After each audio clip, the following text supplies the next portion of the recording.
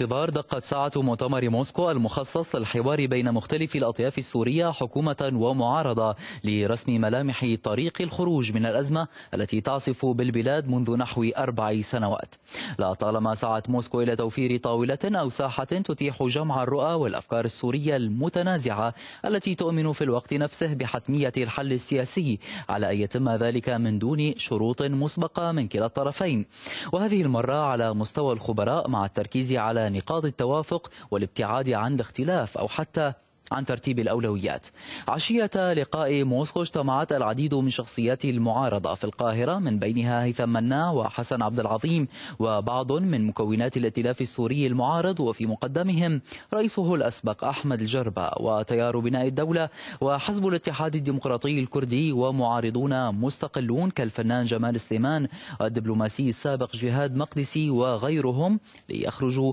بنقاط 10 للوصول إلى حل سياسي أبرزها الانتقال إلى نظام ديمقراطي ودولة مدنية ذات سيادة مع التركيز على الحل السياسي، العمل المشترك للإفراج عن جميع المعتقلين والمخطوفين والتعهد باحترام القانون الدولي والإنساني، الاتفاق المبدئي بين كل الأطراف السورية لإنهاء مختلف أشكال الوجود العسكري غير السوري، التزام الجميع بمبدأ حصر حمل الدولة للسلاح ما يتطلب إعادة هيكلة المؤسسة العسكرية والأمنية، وأخيرا تجريم العنف والطائفية هو الشرط الموضوعي لاستنهاض وتعبئة السوريين في محاربة التنظيمات الإرهابية.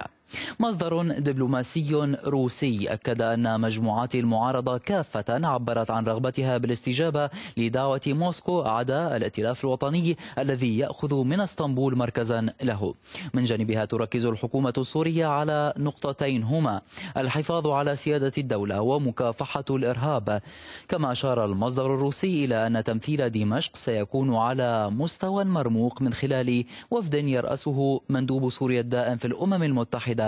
بشار الجعفري.